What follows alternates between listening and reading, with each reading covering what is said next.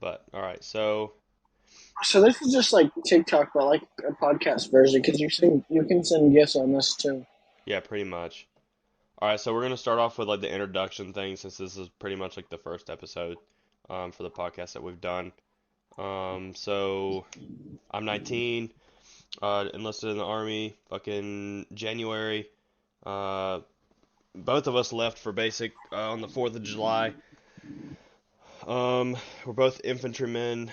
Um, I grew up in Northeast Georgia, uh, pretty much my whole life. Um, so your turn, Phelps. Yeah, I grew up in Southern Indiana. Been with Tristan. What is it? 9 months now? You just made it sound like we were in a relationship. I'm talking like basic wise. Yeah. Uh, we've known each other about 9 months. Yeah. I don't So know if anybody's right now. yeah. All right. So the first thing we're gonna start off, since it's the first episode, is we're gonna start from freaking um like the basics. So like I'm gonna talk about my experience talking to recruiters, and then you can share yours because I know everyone um has a different experience when it comes to reaching out to a recruiter, and vice versa. So, like for me, I started trying to get my enlistment process when I was like 16 years old. Started looking into the military like at 15. I figured like college really wasn't my thing. So I was like, okay, well, I'm just gonna fucking go straight into the military. Didn't feel like I would fit into college. Like I had dreams and aspirations that I figured that would kind of work if I joined the military, um, and or gone to college. But I'm gonna say like honestly, I just didn't feel like, and you probably can agree with me, like college just I couldn't see myself going to college straight after high school. I felt like I needed an extra structured, um, what's it called, like a schedule, if that makes any sense, especially from going from Yeah. high school, being on a schedule, work, and all that stuff, and then going straight into the military. I feel like that kind of helped me out a little bit. So we had like the recruiters that would come to this high school, that kind of thing, and they came to our ROTC class, kind of talked to us about like the things they did. And one of them was like a ranger or whatever. At the moment, I was like fixing to sign with the United States Marine Corps. And then like with my story for that part was like all my grandparents were like Rangers. I know one was in the MACV SOG. And that, so I kind of was like, yeah, maybe I should, kind of rethink this. Um, so from there, I went and, started talking to his name was Michaels. It was, Master Sergeant Michaels. I started talking to him. He really helped me out. Pretty much done everything that I wanted to do. Really pointed me in the right direction, in my personal opinion. Uh, so I met with him for a good bit. He kind of taught me everything. Like the first thing he started off with, and that's one thing that if you guys watching the podcast, is to ask is like go ahead and figure out those cons before you join the military. I know me and Faust can tell you that a lot of the things that the recruiters are going to tell you are not always true. There's a lot that comes down to um, being in the military that they're just not going to tell you because I mean one they're getting commission off of you enlisting, and two it just we need people in the military. Um, so he told me all the bad, and I still enlisted because of the good parts. Freaking went to MEPS, all that stuff. MEPS is a whole nother thing. Like they freaking failed me on my Valsava, which is an ear test. When they didn't even test me for it, so I lost like my airborne contract and like $75,000 for my bonus. Um, but with where I'm at now, I don't think I would change too much of it to be honest. But other than that, like The MEPS is going to be one of those places where they're going to like try to fail you on everything. But we'll talk about the MEPS thing in a minute. We're going to let Fouts talk about the reason why he joined the military and like their whole recruiter process.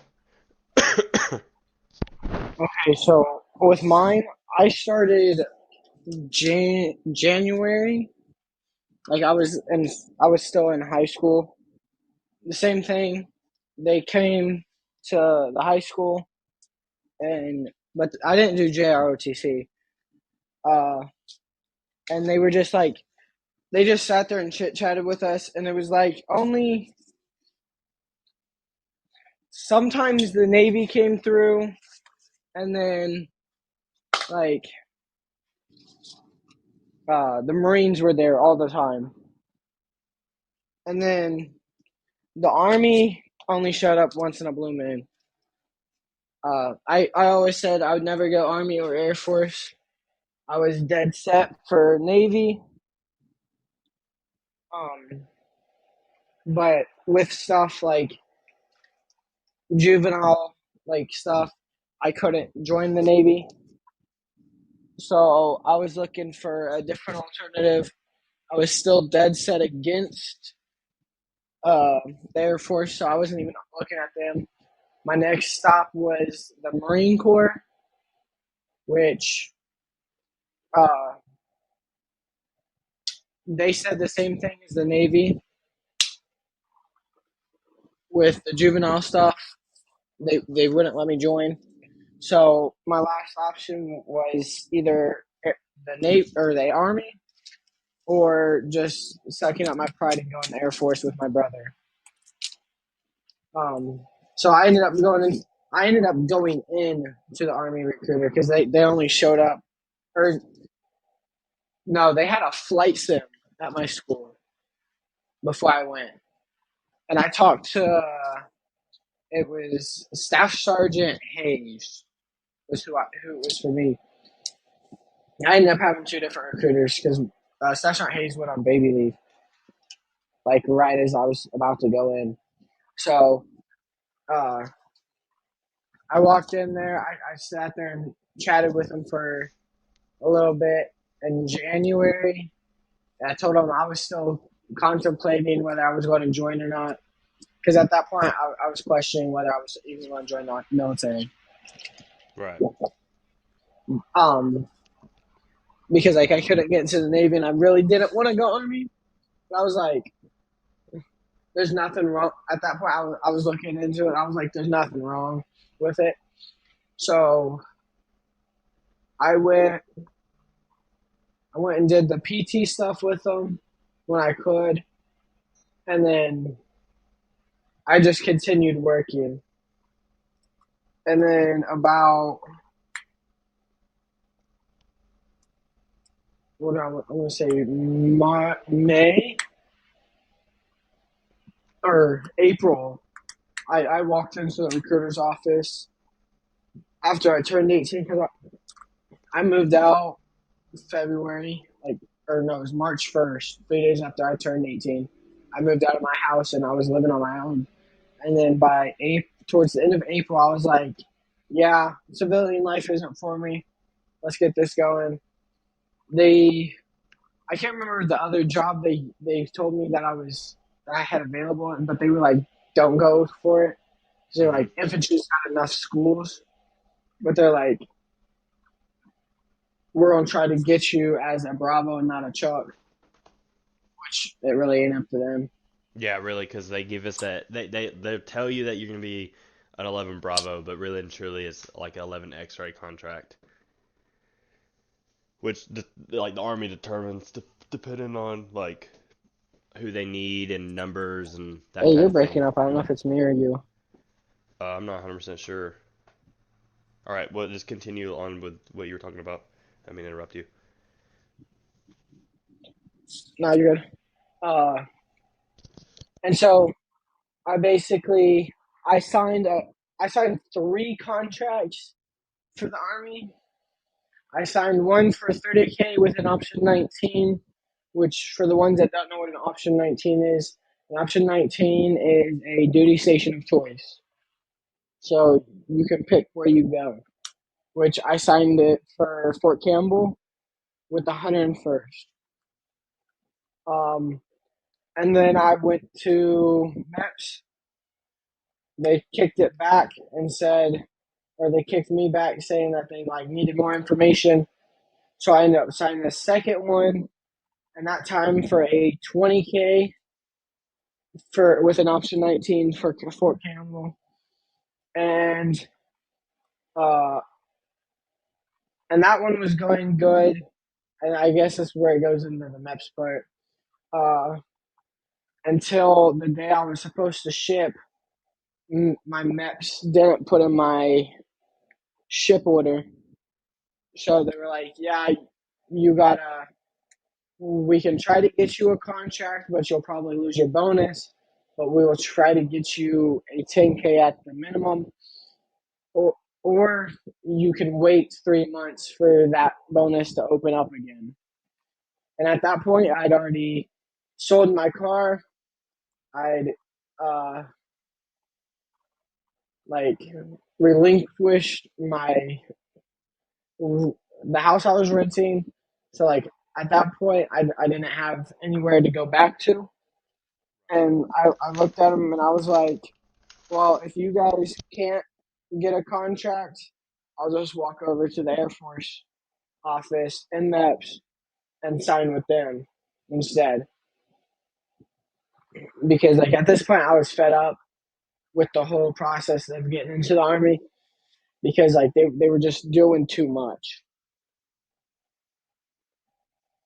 And they finally slotted me for a 10K for needs of the Army. So I ended up signing that, and that was shipping next day. You're good, Tristan. Yeah, so like MEPS is like really one of those places like they really hold that contract over your head, for sure, dude. Like I know for me, um, they freaking held the airborne contract over my head the whole time, and like whenever we try to fight it, saying that like they screwed up my Valsava and all that stuff, they made sure that they weren't um going to freaking like put it down there like that pretty much like they threatened to kick me out of the MEPS office if I didn't go through with it. And I personally didn't feel like that was fair at all. For me, um, it was very irritating knowing that like they could just do that.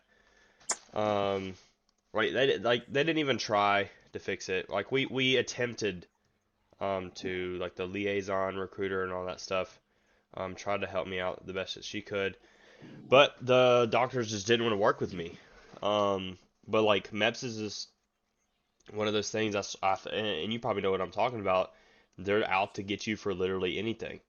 Like some of the questions and stuff. And I don't know if they asked the same questions for you or not, but like my recruiter before I went in there, he was like, "Look, dude, whenever they're gonna ask you all these questions, and just tell them no on all of them." And I was like, "All right, whatever." And so then whenever I went in there and they were like asking me the questions, they were asking like the most normal questions, like, "Have you ever had a headache before?" We've all had a headache. I was like, "No." And then so I was just saying no to all these questions, like no depression, no this, never took ibuprofen, all these things. And then I was like, man, this is kind of stupid. And then this one dude come out and he looked like really upset. And I remember he like sat down like really close and we weren't supposed to like talk in the little office thing.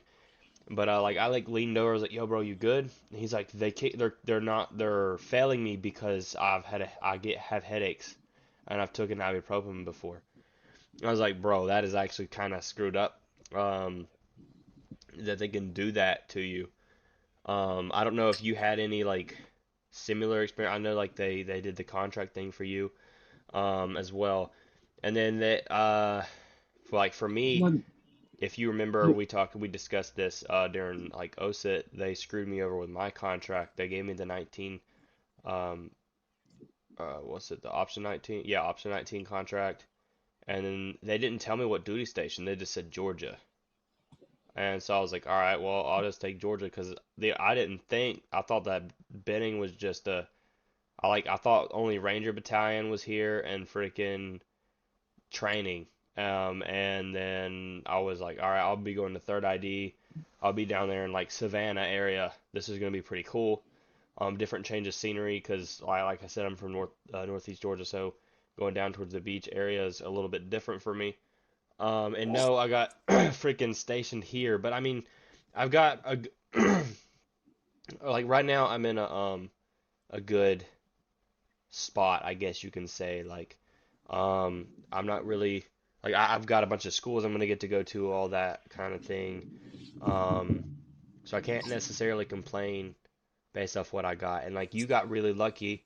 Like you said, your first enlistment, you were trying to get to go to Campbell, and you got lucky enough that you got sent to Campbell. Um, and like we'll get to talking about like um, we'll probably do it in another episode of like talking about our unit and that kind of thing. But I have some questions that have been asked like on people DM'd me and stuff like that. So like one guy was like, "Yo, bro, on your first episode, can you do some funny stories and advice about basic training? Also talking to recruiters would be great for a first episode." So personally, funny stories we had a good amount of them, but we're gonna cut straight to the first one about the advice about basic training. The first thing I would 100% say is like my number one rule is shut up, always ask questions, or don't be afraid to ask questions. Right uniform, right place at right time, and fill up your water source. And I know Falcon, you probably can 100% agree with me. That is like pretty much the key to success in basic. Um, Well, the other thing is, don't raise your hands in the I don't know gesture. Never do that. yes, never raise your hand to a drill sergeant. I learned that one real quick. You did learn that one real quick. Um, The second day there. See, I feel like the good thing about like having you in here, is like the diversity. So like I was like the really good dude, and then you were the one that tested the boundaries. Like you know the limitations of what you can and cannot do at Yeah, basic. Um, I butted heads with a couple drills, yeah, you definitely but butted it was heads with fun some in the drills. end. Like in the end, we ended up like liking each other than rather than despising each other. Because Right. like me and Josh on Kozort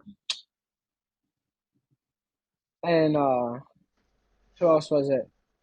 And Josh on Ola even like we didn't have and then like right now because where I'm at, Josh on Riley or Rayleigh is here, and I've seen him a couple of times. Hmm. So like I don't know. And then like the only other thing like with where I'm at, I see one of my recruiters all the time when I'm on brigade staff duty, Right. which is kind of cool because we just talk it up sometimes like we are now, and he's a sergeant first class. Like to be Hmm. able to do that, that's nice. Yeah, like there's some good NCOs, and then at the same time, like there is some pretty bad leadership sometimes, but I feel like it's how their leadership treated them, and that's just how they think that they feel like it's okay. Um, but I feel like that it's unit dependent, as well. Um, Yeah, that's facts. and like what would you agree with what I said of like the my basic rules of like how to get through basic, or do you have any like suggestions of Well, advice with for basic? that that applies throughout your whole military career. Yeah, I 100% Cause like, agree with that. cause like, just I know it's not basic wise, but just the other day, um, I started one of my staff sergeants because I was late to taking my bags down Hmm. for layout. He was talking to me, and he was asking me why I was late, and like I was trying to explain to him, and he continued talking, and like I got smoked for that. They were like, "Oh, you don't respect your NCOs," and I was like, "Sorry, that's not what I was trying to do. I was just telling you what like why I was late." Right. Yeah, But and like then that's kind of if like they a little bit of that toxic leadership that we were mentioning earlier. Because like if a they good ask you NCO a would question, listen to you. if What? they ask you a question about like why you did something or like why you messed up, like in basic, if your wall locker's trash and they ask you, yeah, why is your wall locker trash? Don't make an excuse. Just be like, no excuses aren't. Like that is like a big thing that I got messed up for was like I'd tell them what was like wrong and I'd get messed up for it. Or like I'd get the whole bay messed up for it. Yeah. And it really wasn't It's even all like your fault. I think it's just them trying to break the fact that and get us to realize that even though we think we didn't have enough time, we had the entire night to get our raw lockers clean or that hour before we went to bed to do that. yeah. So it was kind of like Mhm. them teaching us in a way of, hey, you need to start getting this stuff together because one day you're not gonna be told to do this and it's gonna come in handy. And I feel like they were just trying to like see where like our responsibility levels were as well. That and like it's to test like how stubborn you are. Because Right. I think that was the biggest thing with me. I think that's why I got messed up a lot in basic, was because I'm a very stubborn person. I make a donkey look pathetic. I was gonna say Because like smart. yeah, I'll just take it and take it and take it. Like today, while I was getting smoked, and to give you insight, the temperature today, like the highest was like 90 something here. Yeah, it was pretty high. It was about that down here as well. It And was about then 95 down here. and then I was also in winter PTs Oh hell no. because all my summers are packed in my bags uh for moving forward. Yeah. And so I had that liquid IV in my water, and I swear by that stuff. That stuff will save you, Yeah, liquid especially when IV you're is on doing something top for like real. that. When you or the salt packets, if you Yeah, can find salt packets and put it in your water, because when you're getting smoked like that, uh, you need the salt for sure. And that's because one thing in basic that I did a lot was like we didn't have a lot of access to like liquid IVs and stuff, but we did have access to salt, plenty of salt. So making sure you put plenty of salt in your food, water, and then whenever you're in the field, you get a good large salt packet in your MRE. Either put that in your main meal or just like down it and then chase it with some water or something. But like yeah, 100% I like used to just like eat that stuff. yeah, I mean like that stuff is like where it's at. Salt definitely saved me with getting hydrated for sure. But the other thing is like during basic, I know for us, I don't know how it was with the other like companies, but we weren't allowed sweets more for the fact of like people heat catting and stuff. Um and so like I was the me being the stubborn one, I put sugar in everything. Every time we were at the defect, everything got sugar. Yeah, I And I know made a it's dessert out of disgusting. everything. And like they're all like, dude, you're going to heat cat, you're going to heat cat. And I was just like, no, I'm too stubborn to heat cat. And there was only one time that I was close to it, and that was our 4 mile, actually. That's when I had the rock in my ruck. Oh yeah, dude, I remember Because that. cause we had to carry the rock in the beginning. Yeah, that form I ain't gonna lie, Um, like a lot of the rucks that we did, like the 16 plus and all that stuff, those weren't that bad. Because but we that got four used to it. mile was But that a killer. 4 mile sucked, dude, because it was literally just nothing but uphill. And then they had us running the whole time, and I just Yeah. like we couldn't like keep a good pace because the people that were our pace people were like terrible. Oh, yeah. The biggest thing you'll run into in basic while rucking is it's called a slinky. It's where people start falling out and Yeah, they think they have to run to catch up. You don't. You just gotta step it out. Yeah, you just gotta make your strides longer. Yeah, don't for sure. Don't be a buddy fucker. Um, Yeah. that and another thing is like it doesn't matter how tall you are. Don't be like, well, I'm tall. I just need to go to the back. If you're slow at rucking, just go to the front. Like you generally want to put the slower people towards the front. That way the people in the back can catch up, and you're not putting the slow people in the back, and you have to make them run and stuff. Like with our company, we And really don't didn't get an leapfrog. option to that much, because like they were like, oh, the tall go in the back, and then if the person in front of you is too slow, just pass them. So I would start in the Yeah, the very back leapfrog and then moment. work my way up to the front. I think the leapfrog was what messed us up a lot more on Yeah, rocks. for sure. That and then the slinky. Yeah. Um, that or they would just like our company commander would just start making us run, or then when they'd smoke us on the side of the road. Dude, that was insane. Apparently they weren't supposed to do that, but I think there's a fine line, like a gray area on that. Yeah, there is a gray area on it. And like a few of the times, I'm not gonna lie, when we did get a few of them smokings, it was a blessing from God because I literally had like some of the worst cramps, and that got the cramps out, and I was like, thank you, Jesus. I don't know, Um, some of them, like the holding the ruck over my head, that one like when we sucked. did that stuff, that one sucked. Or like Yeah, and then like when holding we the squat squat. and you have to put your weapon system in front, I know that one sucked because I was a saw, and you had the 240. Yeah, because like you said, towards the end they get a lot easier Yeah, because like you're just used to it. Like you've learned how to at that point you've learned how to rock, and you for like because like I don't know how it was with you when you joined in. I had no clue what rucking was. I already knew about rucking. I rucked a little bit before.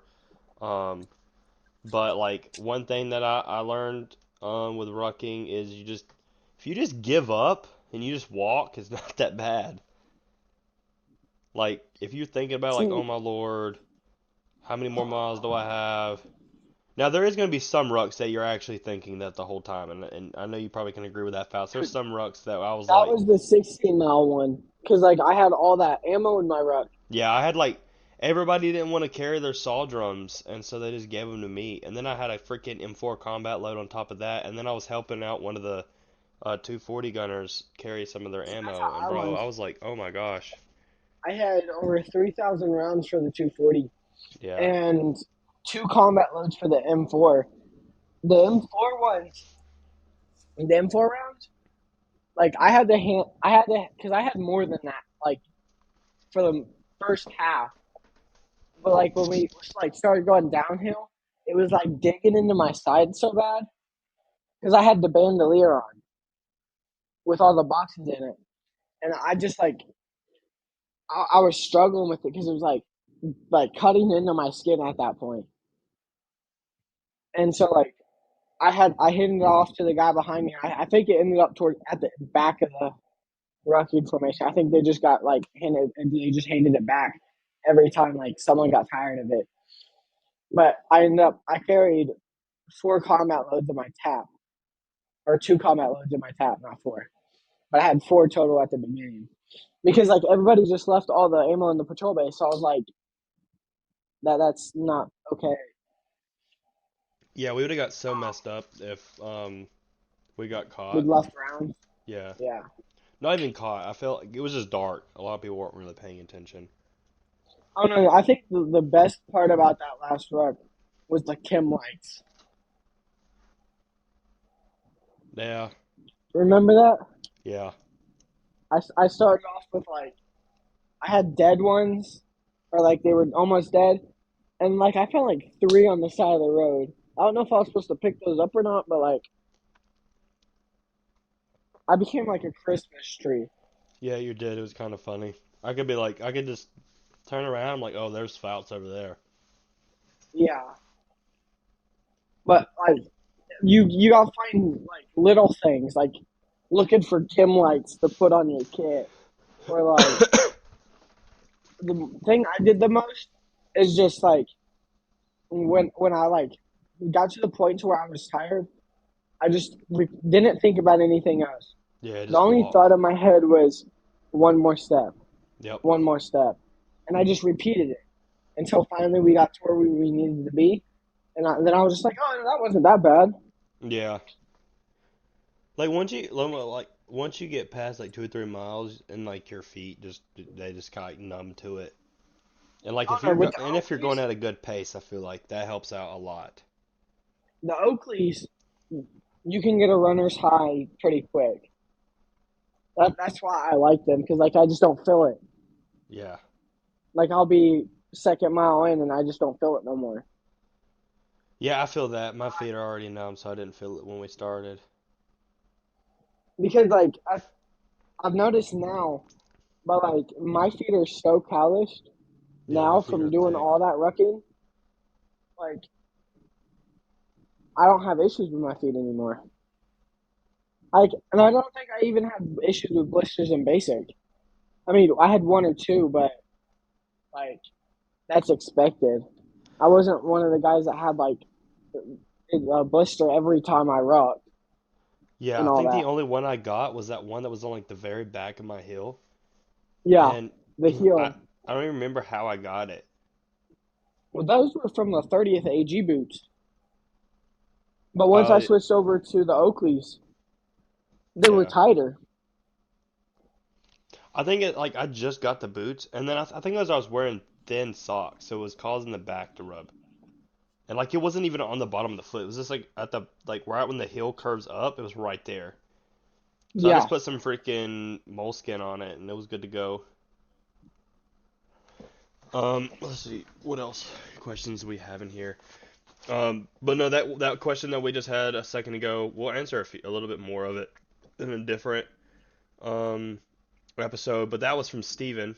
Um, let's see. So we had this one dude message me, and I'm gonna be completely honest with you. Homie was a little bit indecisive with what he was talking about. And if you're watching the video, man, I'm not trying to like diss you or anything. But we're just gonna go over with some of the things that we had talked about. So I'm gonna scroll all the way up to the top of his messages. So pretty much the dude, what he's like 15 years old, high school, asking how hard the ASVAB test was. In my personal opinion, the ASVAB wasn't too hard. It was more common sense than anything. I don't know about for you. yeah. And then let's see. He was just I like think asking, huh? I think what got most people is like the mechanical, because Yeah, like I did actually really if good on you that one. so did I, because I was also in shop class at that time, so Yeah, like it was, and we just done engine teardown, so like all the pulley systems and all like the drivetrains and all that, that was easy. Um, but most people got stuck on that stuff because like they've never messed with it. right. But like a lot of the questions he asked me, you can tell a few of them were from like Google. So like one of his questions was like, "Yo, are 11 Bravos in the same base as the Ranger Regiment?" And I was like, pretty much like it depends on like where you're stationed, if there's a Ranger Battalion, there, that kind of thing. But like the one thing that I've noticed, like younger people, um, and I don't know if you've noticed this as well, with you starting to get into content creating as well.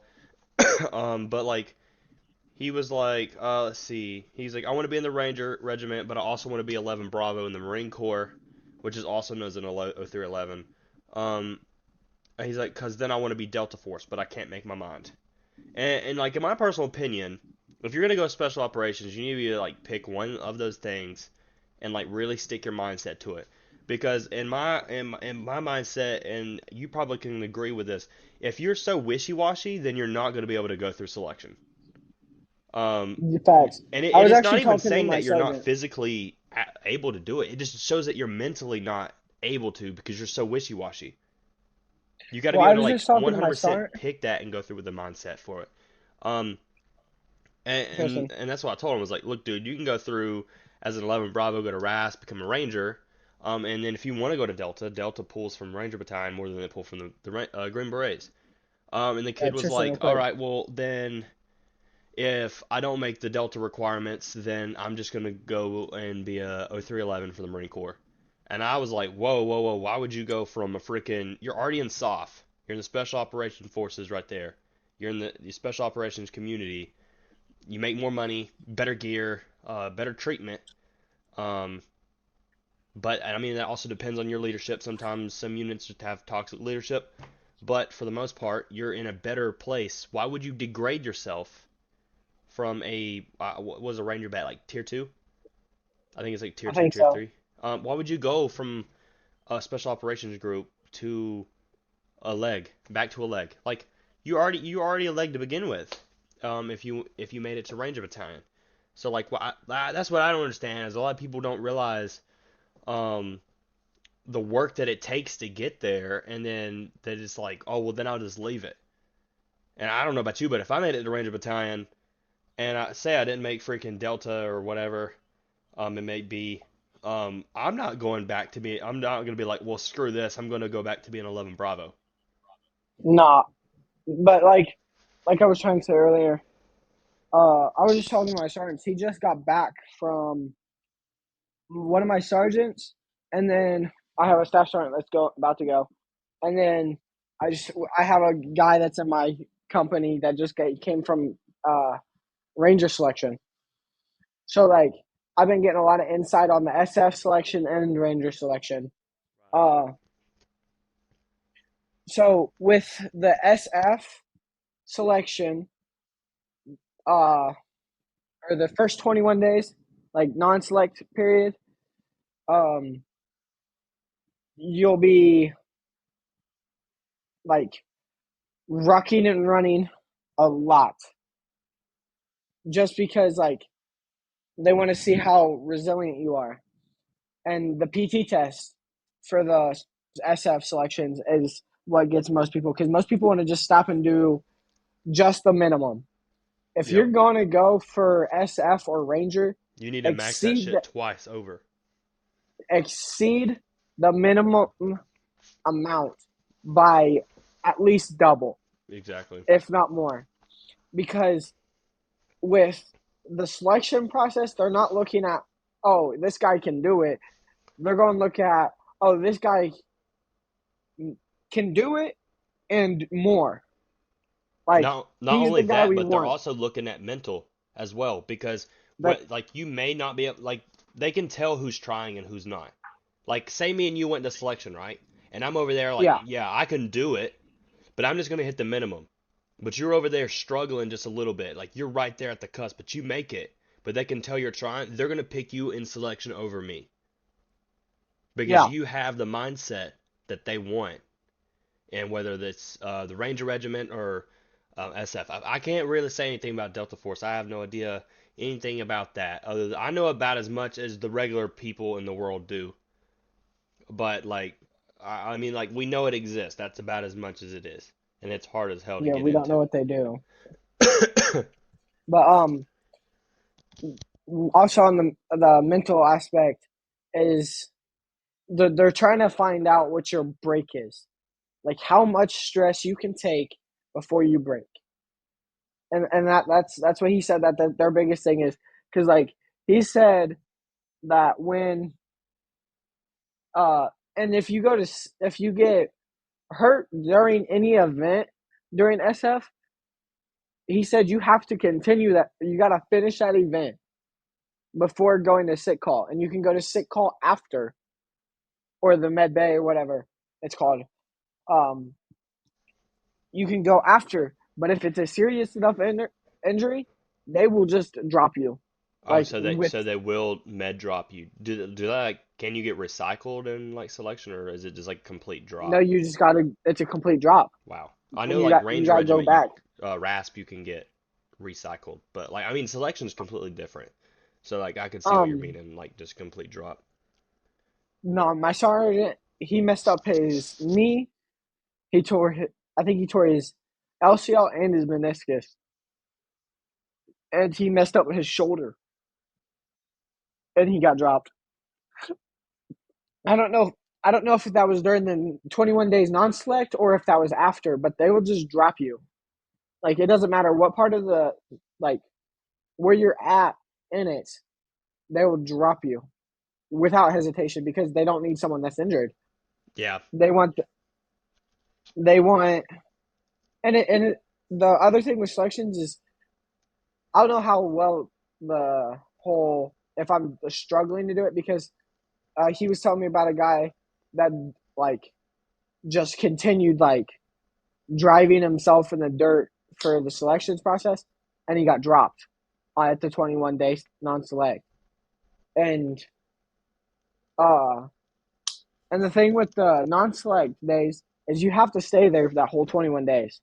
Oh Like wow. when you're dropped, when you're dropped, you stay till like it's over. But uh, he said every day MREs, every meal. Without the only time you get defact is when you go to tent city, and tent city is when uh you get dropped. But he said I can't remember what he called it, but it's like when people are getting dropped for something, you everybody brings down their bags.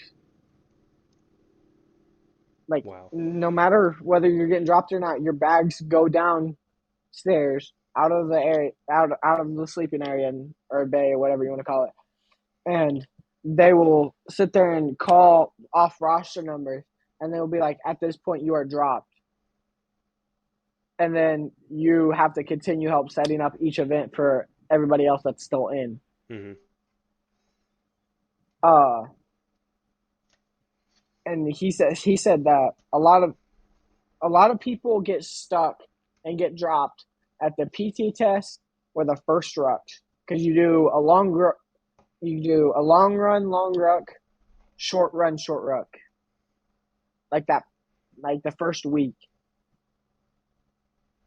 So, uh, like it's just a very tiring. And he said you run everywhere, and you'll get like, if you're lucky, you'll get 5 hours of sleep. If not, most of the time you won't.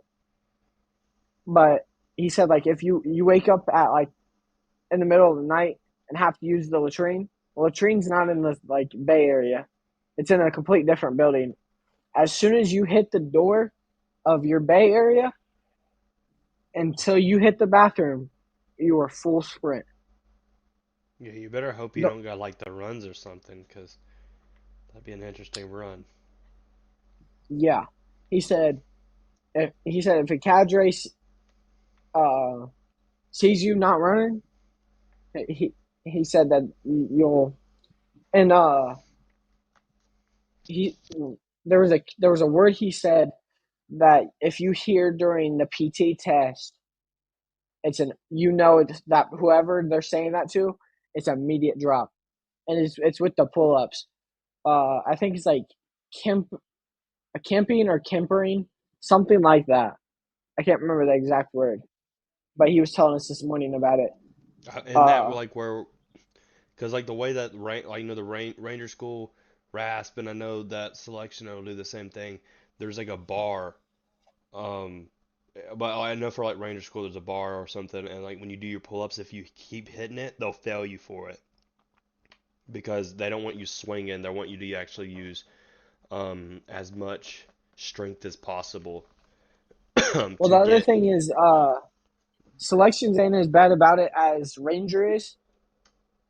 Like SF isn't as bad as Ranger, Mhm. but in Ranger, if they don't see your like spine decompress at the bottom of a Yeah, they don't count pull it. up, they'll drop you for that Yep. because that's what the guy that just came back from Rangers because he got hurt too. Uh, so like, and these are the sergeant that went for selections for SF. He's a built dude. Yeah, Like they're fucking. he It's rough over there. But not only so that, like like I know for like whenever you're taking like the RPA, a lot of people get failed because like with Ranger School, they want to see you overextend your elbows whenever you come out of the push up. Like they want you to go down, they want you to touch the ground but not bounce off of it. And when you come up, they want you to like over exaggerate the push all the way up. So they know for sure that you got that full push up. And if Yeah. you're not, they'll fail you for it. I think you get like 2 or 3 tries, and then after that, you get failed, and then you get put in the line. You wait like 10 minutes, and then you do it again. Yeah. I mean, the selection process isn't it's fun from what my sergeant said and the guy that just went to Ranger. They said it's fun, but like you gotta find a way to make it fun. Yeah, Or like it's just so much like mental and physical strain because you're not getting much sleep and you're not like not being able to decompress. yeah. I wonder how Staff Sergeant Roman's doing, because he already passed selection. Which one was Staff Sergeant Roman? The guy that was the Marine infantryman. Oh, oh yeah, that's right. I forgot about him actually. Yeah, How I was many gonna of say. them went to SF selections? Yeah, he went to SF selection, but he'd already passed selection, so he was going straight to the Q course. Oh, okay. I mean, that's actually surprising because he was like a computer guy for the Marine Corps, wasn't he? Infantry. You're thinking of like the other guys, like Puga. Oh, He was like some swimmer dude. But like the only thing is what I don't understand is like he failed the Navy SEAL stuff, and then he was like, "Oh, I'm just gonna go over here and do the Green Berets." They do the same training. It's just no water, or not as much water. yeah. It's the same stuff. But I guess his brain didn't process that.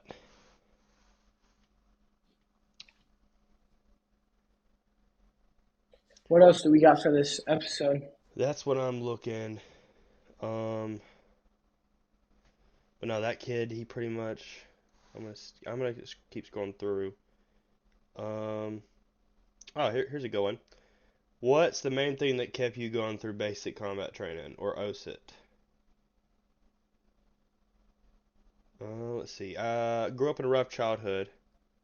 Um, Yelling and screaming, that kind of stuff, I guess, was like normal. So that really didn't like bother me too much.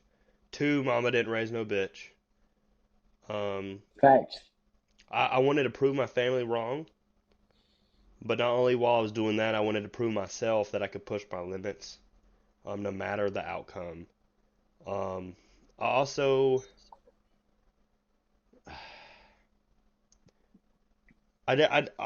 like I said in the beginning, I really didn't know what I wanted to do after high school. I couldn't necessarily see myself going to college, but now that I'm in the military, I know I want to get some college, which is weird how it like reversed.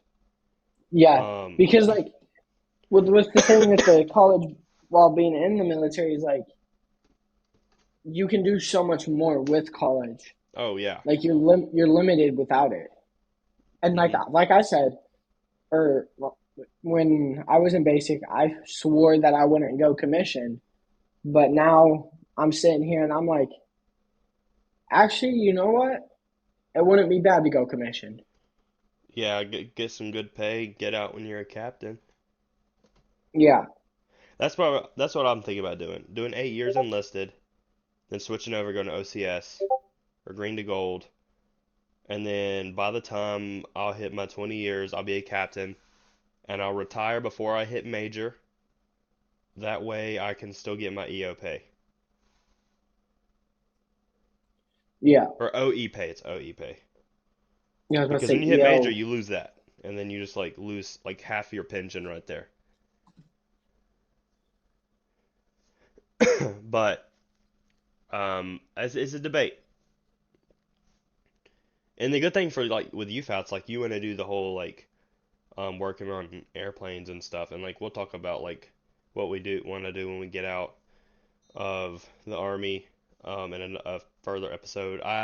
another episode that I've got kind of planned out. I have some people that I'm friends with that are going to college for all sorts of different things, and I figured we can um, get them in on here, and it kind of like talk about what they're wanting to do when they get out of college, what they're going to college for, all that kind of things, and then we'll kind of like show people like, yeah, the military, like we can take like what the military offers and then kind of compare it to like a trade school or something along those lines. But like I know with you, like with you wanting to do airplanes, like if you commission, you could get mechanical engineering Yeah. down for your degree, and like the military would be able to benefit you with that for especially whenever you want to get out. It would help your career. Um, Well, with what I'm trying to do with Boeing, uh, they will because I'm military, they will pay like to move everything for me. right. Like that, they'll pay me to move, and like that's a nice deal because like, it, depending on where I'm at in the like world, to be able to be paid for to move, like it's not cheap to move everything. No, not And at then all. for them to be like, yeah, we support the military and all this, and we'll pay you to move. I mean, that's even more enticing. Yeah, that is a good thing. And it sounded like they got like good benefits and everything. Oh yeah, that's the other thing is their benefits are good, and that includes the pay. Like my biggest thing for after the military, I want to do another 20 years of working, and if I can get on with Agreed. Boeing, I can get paid pretty good and then retire With two with pensions two pensions and and already having a bunch of money saved. exactly. Because by my 20-year mark with Boeing, I should be like making over 100K a year. If not more than that, especially if you get a Yeah, mechanical engineering degree. that and like because I'm not trying to stay infantry my whole military career. I'm Right. trying to switch over to aviation. Yeah, I want to reclass to aviation myself. Get that warrant officer packet in. Yeah, because like well, I told you when I first got to Fort Campbell, I was talking to a warrant officer, Hmm. and he said once I got my stripes, then uh, I could talk to him, and it's a lot easier once you have your stripes. Yeah, for sure. Everything's easier when you get your stripes. Yeah, Because like you got SLC, BLC, all those like leadership courses that are available to you. And then once you go to like your warrant officer or you commission into the as an officer, you got a little bit of leadership classes behind you to help out with like OCS, or if you were to go to ROTC and commission through a college, it would help give you some experience in the leadership field. like the ranger course, like leadership course, Hmm. like I'm gonna try to get that as like as soon as I can because I know going I have the option to go Rangers or SF right now. Yeah, Ranger School is like that because I'm going to like you already know I'm going to Ranger School soon, Yeah, and Ranger School was 100% like that for infantrymen is like a career opener, especially for enlisted. Like that allows yeah. us to go to so many more schools, better pay, that kind of thing. Like it'll help us out in the long run, versus if you didn't have a tab. Most of the time, like if you have a tab, they're gonna like They're gonna let you do what you need to yeah, do. you got like more special treatment over say Somebody like you that had like an doesn't. E4 with a tab, that a sergeant's gonna take that E4 with a tab over an E4 with no tab every day. no matter like who's well, I mean like if the other one's better, more than likely, but generally a tabbed soldier is more what they're wanting. But really and truly, like with the needs of the army right now, the army wants ranger qualified infantrymen, anyways. Well, like while I was getting smoked today, the sergeants were actually talking about how the army is downsizing, Yeah, or the they're military getting is rid of a lot downsizing. in Fort Stewart. The half of the 19 deltas are getting disbanded. So is what is it? I know MPs are as well. What's the 19 Delta? Calf Scout. Yeah, that's what we were talking about. Because like when we were dropping off I can't remember what it was. I think it was 240s with short barrels. We were dropping off for The like 240 inspection or Lima. something. Yeah, they were. We were. I was talking to my sergeant then, and we were talking about how the cabs are getting disbanded, Because we need more infantrymen. and they're like, I can't remember what their options were. They got like two options. It's infantry, and I can't remember the other one because it's like it's almost to the point there's more Cav Scouts than there is infantry, and Cav Scouts are almost close enough to be qualified as infantrymen, but they're not. So it either goes into they have to join the regular cavalry, or they have to go infantry. And more than likely, most of them are going to go cavalry. Well, most of them are reclassing Yeah. because they don't want to do that. Because I was talking to a sergeant while I was at air assault, like when I was waiting for to go for air assault, Mhm. and he was like, because he was a Cav Scout, and he was like, yeah, I'm just reclassing. He's like, I don't like the options that they're giving me, and like I don't want to do none of that. So I was like, that's kind of chill too. Like I mean, if at you least they're guys giving them that option because not all people are want to go and join the infantry. exactly. So like, cause like the infantry, not for everybody. Like I'm gonna say this, but because like I'm feeling it a lot right now. Like the mental strain on it.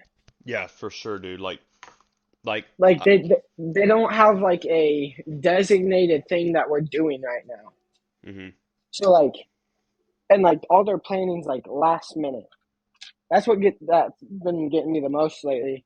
Is like the whole like moving forward. They tried to like tell me 12 hours before a flight to be like, hey, you got to prepare now. And I was like, that's not possible. Like it is possible, but like I didn't have everything at the time. Right. And so I was like, yeah, I can't do that right now. And they're like, well, they were like, well, you should have been ready already. And I was like, I'm not even supposed to go for like another couple months. Why would I have been already ready? Like I just got here and all that. So, I mean, Yeah. everything's last minute. So like always be like prepared for anything. That and you gotta stay positive because like the army, like, especially for the infantry, will take a toll on your mental state.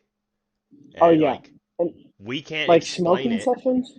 and like it's almost impossible for like me and you to explain it to anybody until you've been in those shoes because like we don't like I don't know where it came from and when it hit me, but it's like a desensitized like mental state. Like I don't know if it's what the way they teach us, that kind of stuff, but you just don't feel normal and you just feel different from everybody else. And like I'll distance, like I don't like going out in public.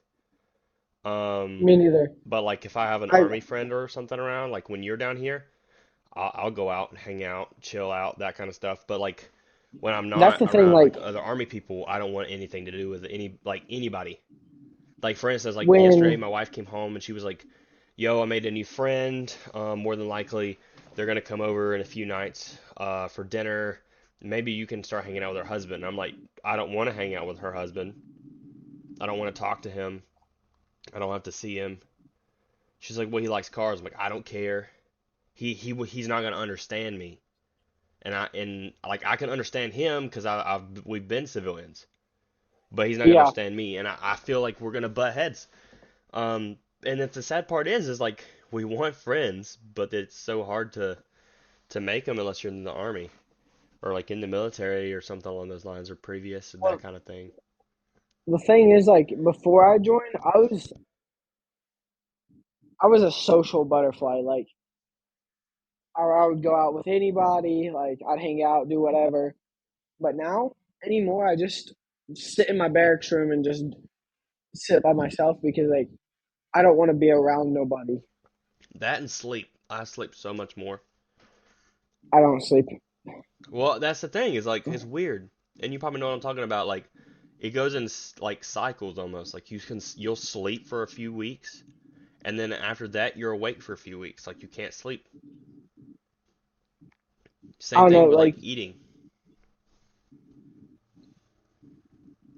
I don't know. Yeah, I've noticed I eat a lot less while I'm like after I've joined because like Yeah, I'll eat one meal a day and be like, oh, that's fine. yeah, and you're Whereas content, and and like you whereas know you're hungry, other but it's people, fine.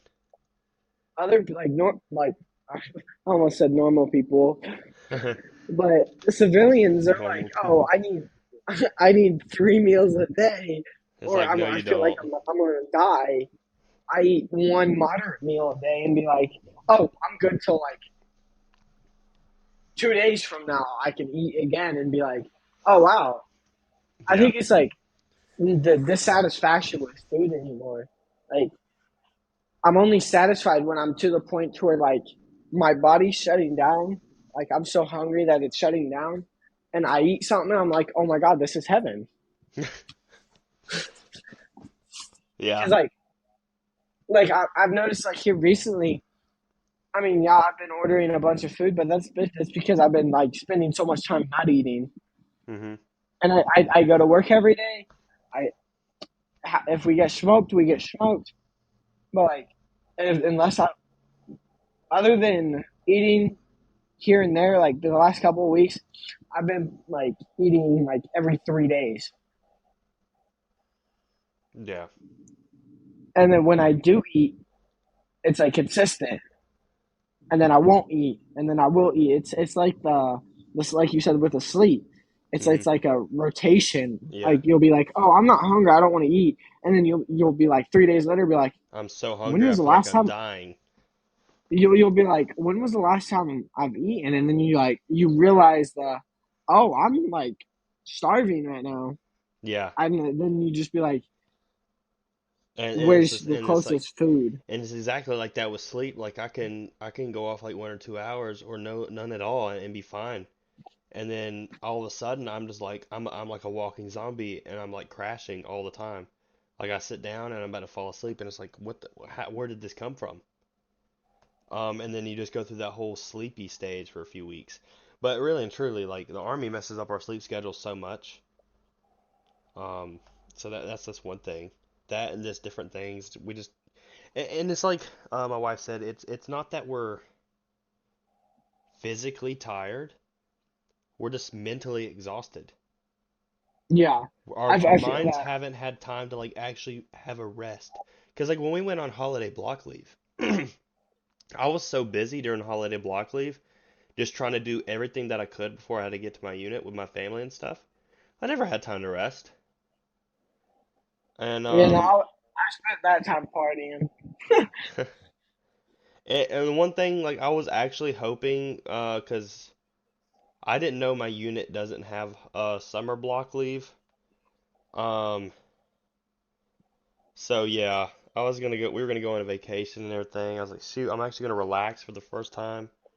And they're like, yeah, we don't have holiday block or summer block leave, but you'll have extra days for the winter time. They're But they're like, but you're about to come over. He's like, you're about to be over a year, so you're gonna have to take leave anyways, or you're gonna lose some of your leave for this year. I'm like, that's kind of dumb because technically you can save your leave up. Why would you tell me I can't use some of my leave or it goes away? He's like, it's just like a certain amount of leave days a year you have to take, or it looks bad on like the company commander and the NCOs. I was like, okay, well that makes sense because they don't want to make themselves look bad. Because then it just makes people question like, are they allowing their soldiers leave? That kind of thing. See, I don't know how to check my leave days, You're but that's go probably to my something. pay. It's my pay, and then go into like you can check your LES, and it'll tell you how many days of leave you have. Because that's what the LES stands for is leave earning statement. Because like I was gonna go, I was gonna go up north and see Natalie, and that's when they pulled the whole "Hey, you got to pack right now" thing, Yeah, and so I haven't been able to go see her. Like I'm about to be gone for a while, like, and I'm not gonna get to see her so I don't know till how after like I your come leave back. works, but I have to turn my leave in like 2 weeks before I want to take it. I mean that's about how it's working here. Some Really? people are getting like if they're like leaving, like going forward and stuff, they will get their leave approved like a couple days in advance if you get it in Yeah, because like they're understanding about the fact that like hey yeah I'm about to be gone for so long yeah, because like with like how you're getting questions in your streams and stuff like I don't know if I told you about this or not but I was talking to a girl that went to boot camp today for the Coast Guard and she was talking about how she's going to be gone for 3 months at boot camp. And I was like, yeah, 3 months is like about the perfect time for a boot camp yeah, because at like that 3 month mark, you're like, okay, I'm like, I'm done. Like, I'm yeah. ready You're just to about be ready to gone. I give want to up. go home. And then like, and I was telling her, I was like, the infantry, we do a 6 month long OSUT. And like, yeah, you get to see your family for 4 days if you earn it between the 3 month mark and the 6 month mark. Yeah, But that 4 days, not everybody can get down there for that. So you'll have the guys like me that I didn't have anybody show up for the 4 day. So I sat in a hotel room the whole time. Like I didn't go out. I literally turned on my TV and just watched TV because I was like, yo, this is normal. This is what a normal person does. This is what I should be doing. yeah. Like and like that's the other thing. Like I have grown to have such a short temper Mm-hmm. and I don't know how to balance it yet. And like I was getting mad at the TV because nothing good was on. Yeah, I feel that. And like and I see it a lot in my relationship is the short temper because like I told you the other day with me and Natalie, uh, with what was going on in my live streams, how she was overthinking about it. Like I got livid because I was like after that she was like okay yeah I get it you're not going to do nothing but like she was just like nagging me about it. And if she sees this later on, I'm sorry, Natalie, about that. But and I don't mean to throw you under the bus during this, but I got mad, and I just haven't learned to control it within like separate work from home yet Yeah, that's the because one thing I was gonna say is the army taught us how to put the uniform on, but they didn't tell us how to take it off. but like it's so much more of the fact of like I don't go home to her every night. Like Uh-huh. I don't get to see her all the time. So like it's always building up stress because I haven't seen her and like I haven't seen her at all. Mm-hmm. So like and it's just taxing mentally because you're like, dang, I'm about to be gone for all this, and she's going to be because you know how dependent they are upon you, like Yep. talking to you every day, and me and her like FaceTime every day. Like we FaceTime to the point to where we're FaceTiming 130 hours out of a week. There's 168 in a week. So there's a few hours we're not FaceTiming during the week, and like I'm about to go without that, and so is she. And the time difference and being other places in the world, it's it's mentally draining me actually. Like I don't admit this a lot, but like doing all this drains me. Yeah. Like physically, I'm exhausted. I haven't right now. My cases today, I've slept 3 hours. I don't even think it's 3 hours, but uh, that's all I've been getting. Like that's the most I've slept in the last 4 days now. So like three, if you think about it, I'm getting like four or hold on, so three, and then the first 2 days I was live like TikTok, I didn't sleep at all because the first night I was working on getting all the followers, and then the second night I was just live, trying to get my face out there, people see my live and stuff. And that way they're like, oh hey, he's just sitting here chilling. He's trying to build like a chill community and all that. And so like the first 2 days I didn't sleep at all. Yesterday I slept. I think I slept about 2 hours. So I've had 5 hours in the last 4 days total. And yeah, I still get up in the morning and like go do everything I need throughout the day, and then it's just the same thing over and over again. Like it's to the point to where I could sleepwalk through my day and still be on time, be in the right uniform, be in the right place without even being awake. Yeah.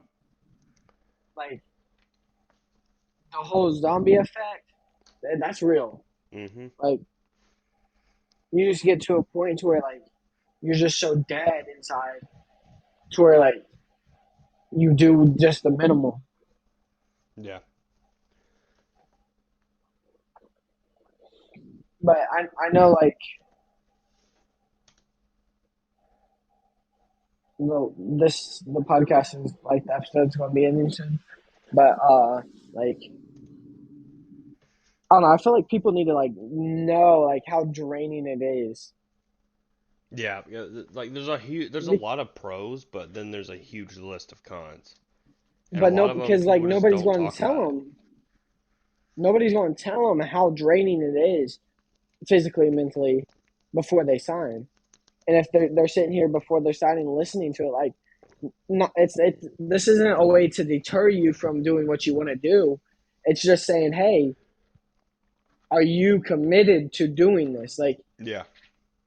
this is a no bullshit way of hearing experiences from people that are here and doing it, and like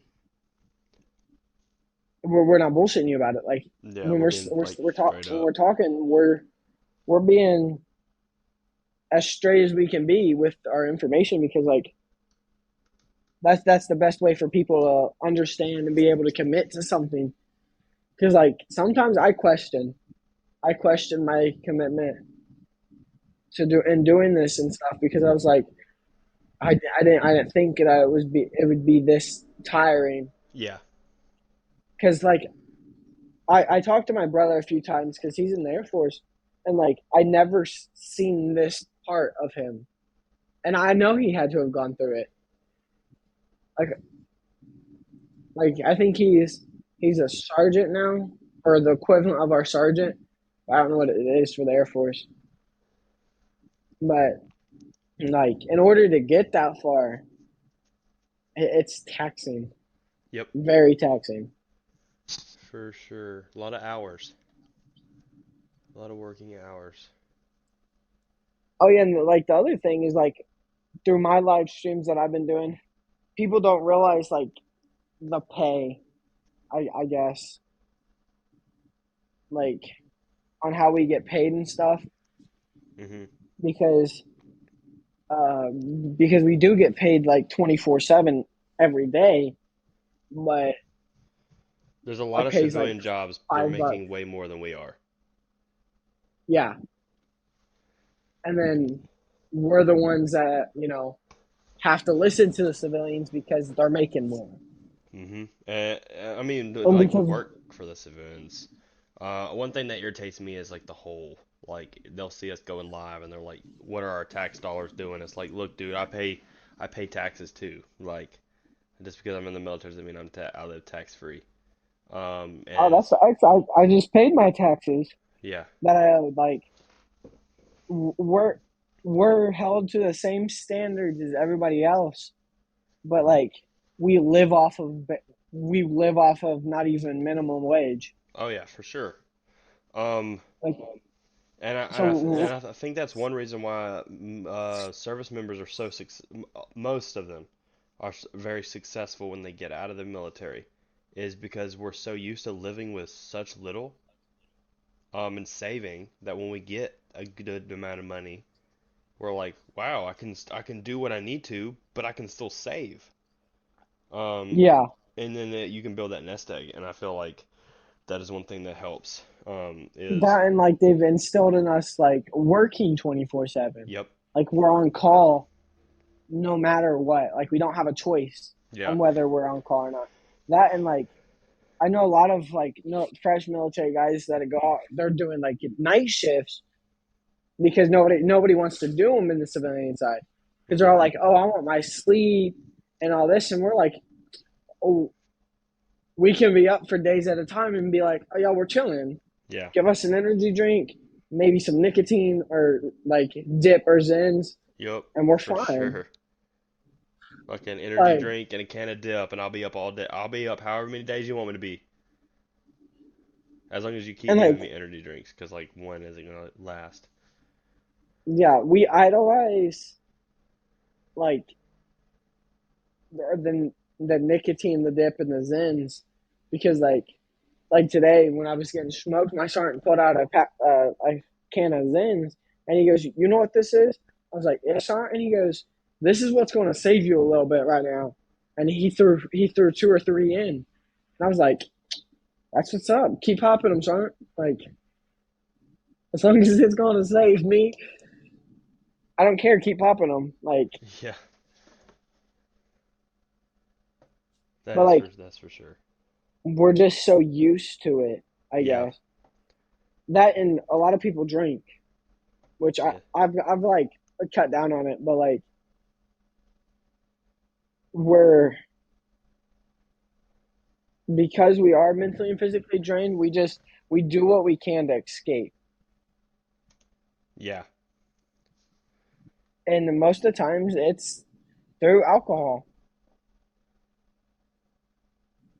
That is And true. like and it causes problems later on in life because like we can become alcoholics and all this other stuff. But like what else can we do? Like honestly, like there's not much more we can do. Pretty much because we're just held to such a high standard. Like, there's not much we can do for stress. No, because